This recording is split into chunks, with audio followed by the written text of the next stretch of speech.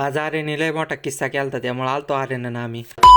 काय मंडळी कसे आहेत, welcome back to my crazy vlog. आज पण फुल टाइमपास होणार आहे. मी नाश्ता तर केला पण पोट म्हणतंय डेमो होता काय. टक्कल चष्मा कॉम्बो. आता पोलीस पण मला सल्यूट करणार असा लुक झालाय. बाबाला घ्यायला गेलतो, बाबाला सोडलं घरी. आर्यन आणि मी चाललो होतो नेपतीला, कारण आम्हाला खायची होती भेळ. नगर मधला असा कोणताच पोरगा नाही ज्याने इथली भेळ खाल्ली नाही, कारण इतकी क्वालिटी भेळ इथली. मी आणि आर्यन डाएट वर होतो, पण भेळ बघितलं आणि डाएटने सुसाईड केलं. डर के आगे जीते कॉन्स्टंट ड्यू डर के आगे जीते.